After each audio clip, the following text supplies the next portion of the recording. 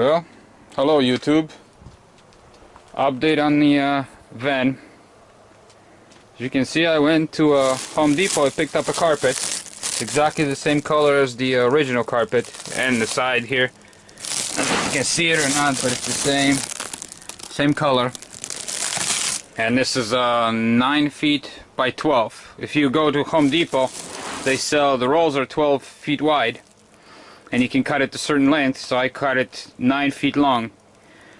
So this way, I can the 12 feet. It's 12 feet by 9. I can take the 12 feet and cut it in half, which will give me 2 pieces 6 by 9, which is perfect for this thing. So I can lay the carpet twice to have nice soundproofing, and then obviously insulation too.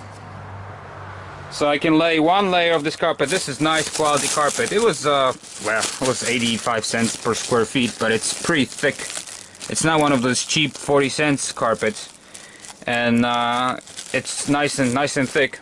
So I'm gonna lay one layer carpet facing down, the other layer. Basically, this white's gonna be back to back, so it'll give you nice insulation and soundproofing, and it'll look nice without all these holes and stuff.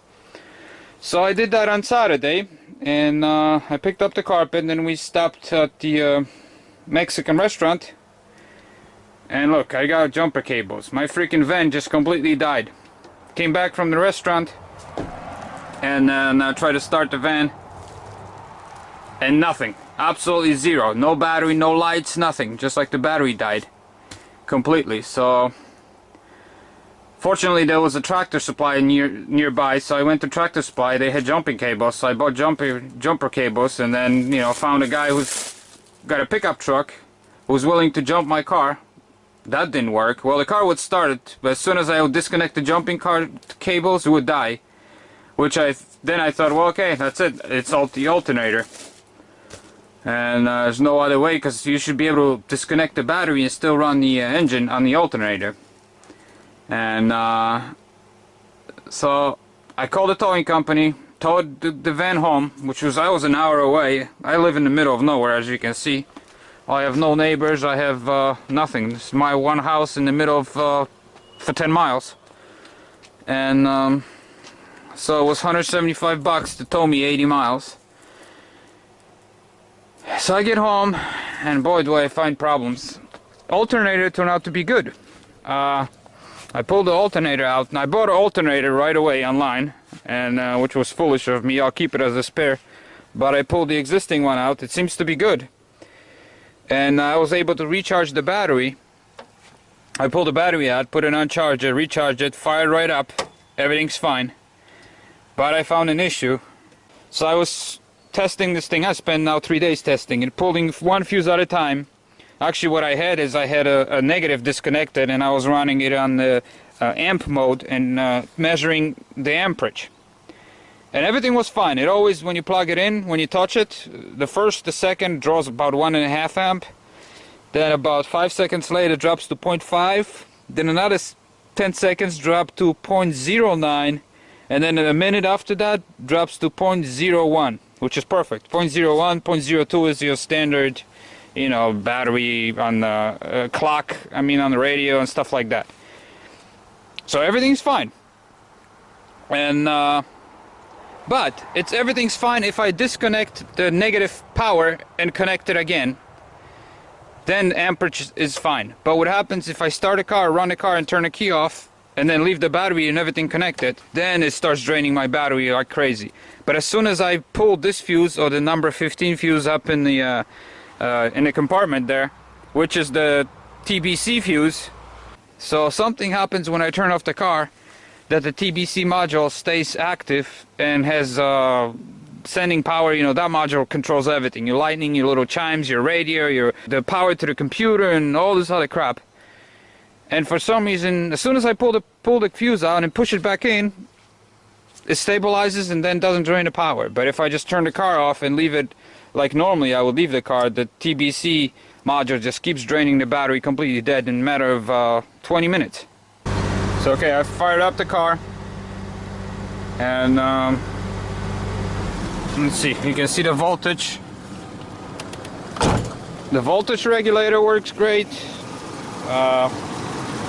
The lights are kicking in because it's getting dark. It's got the auto detector, but anyways, it runs about 14.2, 14 with the lights, 14.05. Everything works great with the engine running.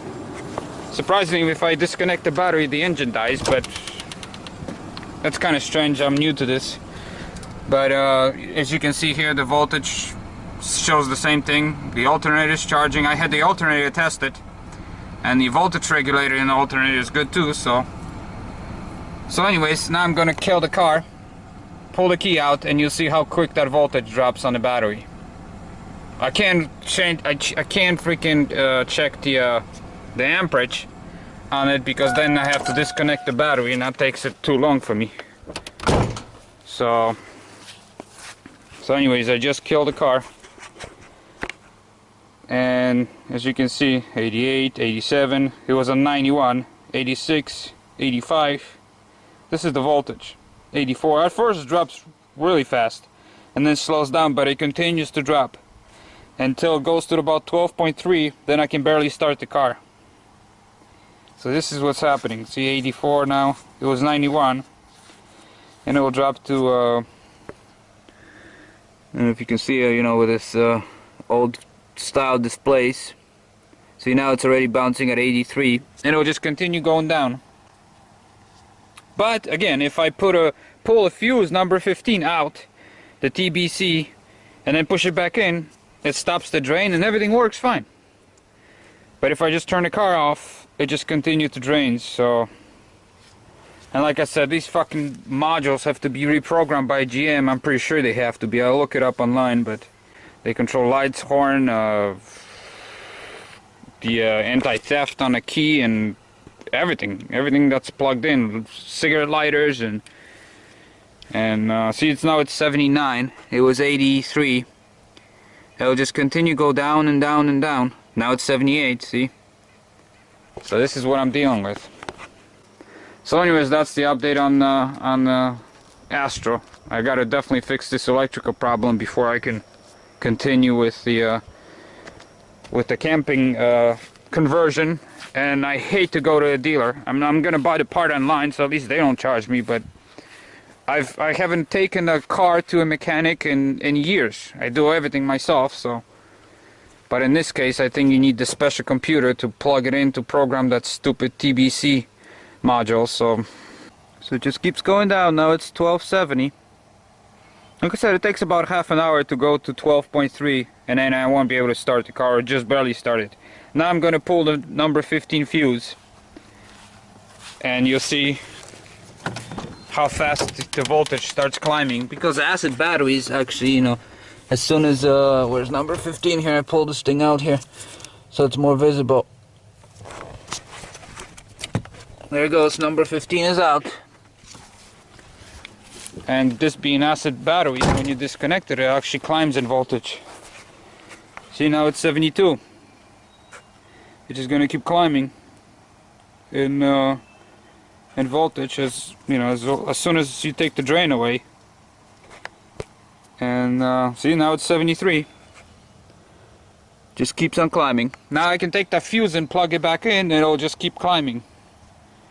So that the freaking TBC module just keeps draining the battery, being stuck.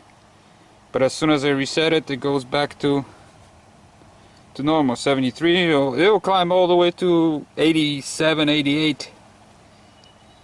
So the battery's still good. Actually, the battery's only 1 year old. But now I've drained it so many times, almost down to nothing, because actually it was starting really slow. And I was wondering what the heck's going on, you know. The van was sitting around for too long, and obviously had electrical issue for a while. So 74. Yeah, now it just keeps climbing. So that stupid module just keeps draining my battery. Anyways, also when I pulled the battery out, I don't know if you can see this or not, this was the only rusty thing on the car. Just like my other car, I made a video about my battery tray. This was a Florida car, and this is Florida car. So, well, this was a Florida car for first year, and then the camp bought it here in New York, but only summer car. But that was truly Florida car, and the only thing rusty on the whole car was battery tray, and it's the same deal here. There's absolutely no rust anywhere except the battery tray, which acid spilled on it and ate whatever paint was on it. So I sandblasted the whole thing and repainted it, and applied that toilet wax ring. You buy the ring for the toilets, and you smear that on, and that's the best rust protection. I made a bunch of videos for that too. If you want to protect your car from rust. I don't know if you can see this. I'm gonna put my camera down here. You can see this, the amount of rust down here. That was just how much rust was on top of this battery tray. But I got it all cleaned up, and I pulled this all out. I pulled a lot of things out here. I was checking all electrical wires. I was going nuts for 3 days now. Pulling all the fuses. I pulled all the fuses from here. All the relays, everything. I had a different hookup. I disconnected the negative cable, and I was running the amp meter and see how many amps were being pulled. And the TBC module doesn't pull any amps. It settles down to 0.01 because the nature of I'm disconnecting the battery cable just to connect my amp meter. And by doing that, it's the same as pulling the fuse out.